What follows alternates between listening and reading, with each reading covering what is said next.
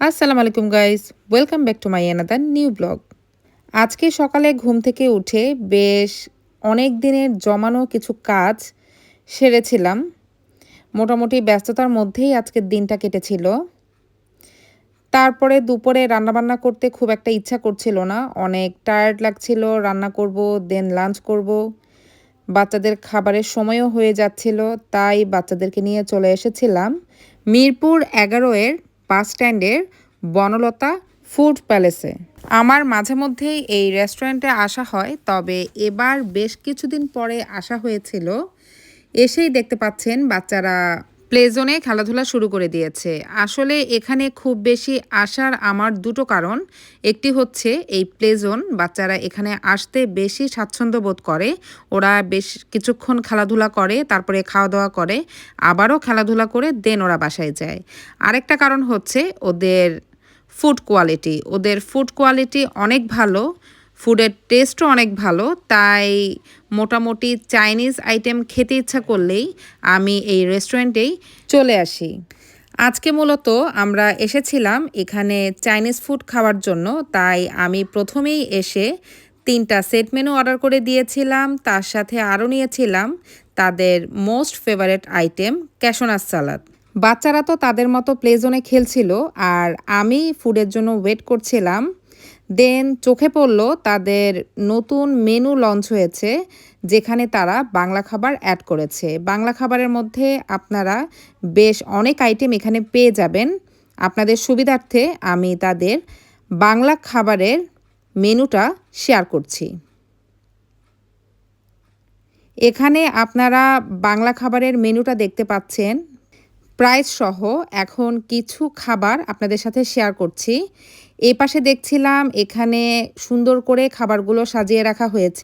গরুর লাল ভুনা, হাঁস ভুনা, গরুর কালা ভুনা, খাসির লেগ রোস্ট, দেশি মুরগি ভুনা, রুই মাছ ভুনা, গলদা চিংড়ি ভুনা, ডাল, ভর্তা, করলা ভাজি, লাল শাক ভাজি, অনেক আইটেম ছিল এখানে। তার সাথে দেখতে পাচ্ছেন নান আর গ্রিলটা দেখে মনে হচ্ছিল খুব টেস্টি হবে।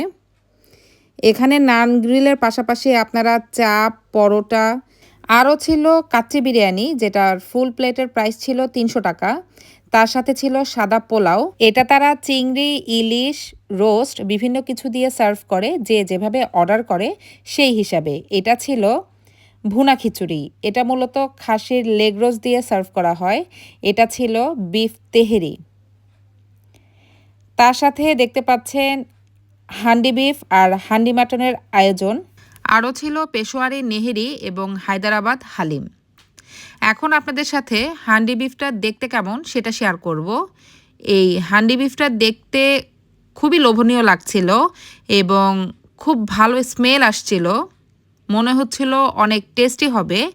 আসলে আমি যেহেতু আজকে চাইনিজ ফুড খেতে এসেছি, তাই প্রথমেই সেটা অর্ডার করে দিয়েছিলাম। তাই এগুলো আর আমার টেস্ট করা হয়নি, তবে আমি পরে কখনো টেস্ট করলে সেটা রিভিউ অবশ্যই আপনাদের সাথে শেয়ার করব। এটা হচ্ছে মাটন হান্ডি, এটা মাত্র বসিয়েছে, তাই এটা দেখে কিছু বোঝা যাচ্ছিল না। এটা হচ্ছে হায়দ্রাবাদ হালিম। এটা মূলত বিফ দিয়ে তারা সার্ভ করে এবং এটার এক বাটির প্রাইস হচ্ছে 200 টাকা।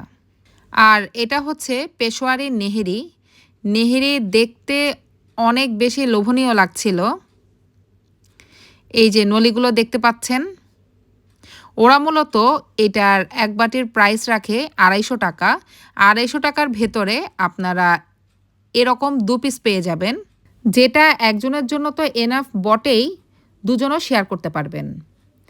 আমরা এই খাবারগুলো আজকে অর্ডার করেছিলাম। এটা হচ্ছে তাদের মোস্ট ফেভারেট আইটেম ক্যাশনাস সালাদ, আর সাথে নিয়েছিলাম সেট মেনুতে আপনারা পেয়ে যাবেন 1 পিস চিকেন, তার সাথে ভেজিটেবল আর ফ্রাইড রাইস।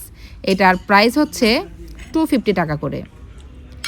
এই যে দেখতে পাচ্ছেন ক্যাশনাস সালাদ, এটা আমার অনেক বেশি পছন্দ, কারণ হচ্ছে তারা এখানে শুধু চিকেন, প্রন এবং ক্যাশনাট ইউজ করে, যেটা টেস্ট অনেক ভালো। আমি অনেক জায়গায় এই ক্যাশনাট সালাদ খেয়েছি, সেখানে মূলত নাট আর চিকেন প্রনের থেকে বেশি তারা শসা, টমেটো, গাজর এসবই দিয়ে রাখে। তবে এদের এইখানেই আমার ক্যাশনাট সালাদটা খেতে বেশিই ভালো লাগে। আপনারা যারা ক্যাশনাট সালাদ পছন্দ করেন তারা অবশ্যই একবার হলেও এখানে টেস্ট করে দেখবেন। আমি হাইলি রিকমেন্ড করলাম, নিরাশ হবেন না। ইয়ামি, কোনটা বেশি ইয়ামি, চিকেন, ভেজিটেবল না ক্যাশনাট সালাদ? এটা চিকেন আর ক্যাশনাট সালাদ। তুমি? এই সবজিটা আর চিকেন তিনটাই মজা। আর রাইসের সাথে দিলে তো আমি প্রথমেই বলেছিলাম এদের চাইনিজ ফুডের খাবারের টেস্ট ভালো। খাবারগুলোর টেস্ট আসলেই ভালো ছিল।